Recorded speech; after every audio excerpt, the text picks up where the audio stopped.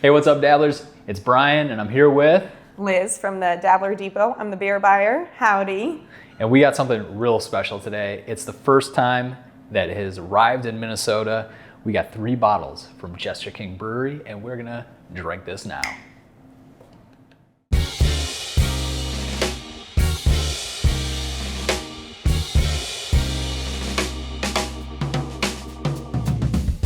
So Jester King originated in 2010. They're actually located on a 165-acre farm outside of Austin, Texas. It is specifically Texas Hill Country. And one thing that we are noticing on all of the bottles that they point out is that they are using Texas Hill Country well water, which I think is kind of a fun feature. So it must be really good water. And they definitely made their name doing the method traditionnel, which is a nod to the lambic process of making beer. So I expect we're gonna get some of those sort of like Belgian-y funk characters out of all of these. But we're gonna start off with Snorkel, Yes. which is a Goza-inspired beer. What's interesting about this one though, Liz? This one has oyster mushrooms in it, which I think is not quite my thing, but I think it's going to add a lot of umami to the beer, and I think it'll be kind of fun and playful with it. And also, look at the color. So golden oyster mushrooms Golden and oyster alderwood smoked yes. sea salt. Mm-hmm. It'll be let's tuck in. Yeah, let's do it. So definitely like a slight smoke character. Yes. You can get that sort of salinity from the salt. Not a whole lot of funk here. It's like a very delicate aroma from a yeast standpoint. A little, I get like a little bit of citrus on the nose too, a little bit of lemon. Oh, wow. What's really cool about this when we poured it is like this head is just hanging out here. I mean, it is a nice, firm, rocky head, and it's like pillowy on the mouth. Plays nicely with the like tangerine color of the beer. Wow. I mean, like the carbonation just like explodes once it hits your tongue. Yeah. It just fills your mouth. Effervescent. Super dry. It's just a real slight like, man, I want to take another sip. I'm a little thirsty. Yeah, there is a lot there to it too that you kind of want to keep going back and trying to get more out of it and trying to like pinpoint all of the notes that you're not quite getting on the first sip. Are you getting any of the sort of mushroom umami that you were anticipating? I think I am a little bit. Okay. There's a little of that like earthy undertone to it. Yeah. You get that? Mm-hmm. Kind of like lingers on your tongue. It's a really delicate Goza. It's not like just a mixed culture that you get out of the bag. Yes. It's got some complexity there on the ferment. Very deep. I do think it is a very like, although we were worried about the umami, I think it is a very like crushable and refreshing beer still. All right, well that's one down, Liz. Let's should we move on next? Yeah, I All think right. we should move on. All right, time for beer number 2, Citrus Fruit Direct. It is an IPA, and it's got dancing mandarins.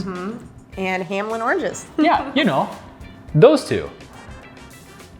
Well, I definitely smelled the fruit as soon as we opened this bottle. Absolutely, you got that nice mandarin orange smell, but like this also is bringing the funk. It is bringing the funk. Snorkel didn't really have that real funky presence. Like this is some barnyard. Yes. Kind of a musty attic. Oh wow, okay, it's really soft on the palate as far as flavors go. I thought it was gonna be like punchy, but it's pretty restrained. Yeah, definitely actually, the nose feels like it's gonna like hit you a little bit more than the actual taste does. Now this one is from March 2022, whereas the Snorkel we tried was from December 2021. So I think it has some more of the fresher hop aromas still present in this one, but it's not overly hoppy. No. Yeah, it's a real nice balance between the citrus, the hops, the sort of bitterness. I get a little bit more of the like orange versus the mandarin. I feel like mandarin is like such a much lighter, like playful fruit. I think, especially if it's dancing. yes, especially if it's dancing. But for this, I feel like it's more of like an orange pith. Yeah, pretty pithy. Definitely kind of like the deeper part of the orange. Pretty solid. I'm into this. I love it. Also the label, I think is really cool. The guy with the, literally the suitcase full of oranges, which I don't know, the last time I went to Austin, I actually brought back a crate full of oranges in my suitcase. So I 100% relate to the label. In the words of some Texan somewhere, that dog will hunt. All right, so we're on to bottle number 3. This is the Oregon Hop House Hoppy Farmhouse Ale. Did I get that right? You got it right. Nice, yeah. So this beer is a collaboration with the Oregon Hop House, one of their longtime hop suppliers. This one in particular actually has 2 experimental hops in it that were aggressively hopped into, let's see, late in the boil and then also in the dry hop. But they say it actually is a good expression of the terroir of Aurora, Oregon, where the hops are from. Yeah, and they're organic hops, which is cool. What's interesting though is that this bottle is from 2021, August of 2021. And so the longer a hoppy beer ages, you're gonna lose some of those like really big floral notes, right? So let's give it a smell. Interesting. Okay, so I'm getting sort of like an earthy hop note. Yep. It's lightly dank and lemony to me. Dank and lemon is exactly what I get as well. But it's pretty restrained and subtle. So it's almost like if you took a nice double West Coast IPA and wafted some of that hop aroma onto the glass, or like expressed a hop cone or something like that. I always imagine like when they rub the peel around the rim, where you're just like, oh yeah, I can get it. Exactly, yeah. That's kind of what I'm getting there. I think it's a really good representation of like what it's trying to say, which is that it is a farmhouse in collaboration with some hops in there. Like Yeah. You definitely get a lot of that style with just a little bit of those kind of bittering notes, I would say. There's not a lot of barnyard funk to this one, whereas this one was really funky. Yeah. It's more in this vein of kind of restrained funk. Yes. But I would definitely say those lemon high notes come through, and this sort of earthy, dank hop character is what's coming through to me. Well, that is lovely though. I would definitely drink that again on a summer day, but I can also see it being, since it's kind of got those, let's say a little bit of those bitter notes, but still kind of like that farmhouse feel. It's going to be a good fall beer as well. Yeah, absolutely. It's like perfect for fresh hop season.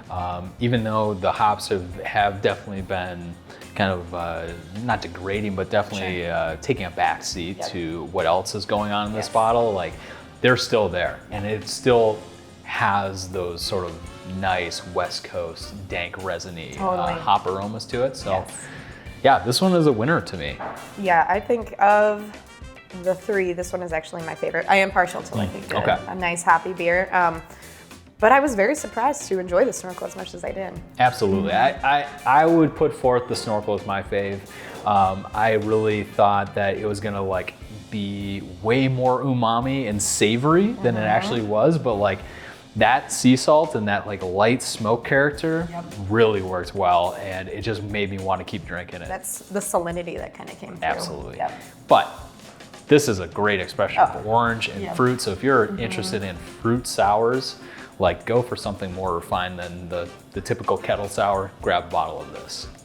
Especially as like, I didn't know for many number of years that Texas is so known for their oranges. Like it's just like a crazy fruit down there. Yeah.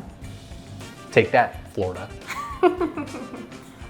Well, that's our first 3 Jester King beers in the books. I gotta say, I'm pretty impressed. And Liz, if somebody wants to buy some of these, where can they find them? You can find all of these beers conveniently located at the Dabbler Depot on West 7th. Right now we just have these 2. We are working on getting the Snorkel in stock, but just give us a wink and a nod and we'll be able to get one for you from the back. Can I get one? Yeah. All right, cool. Well, that's it for us. We'll see you for our next review.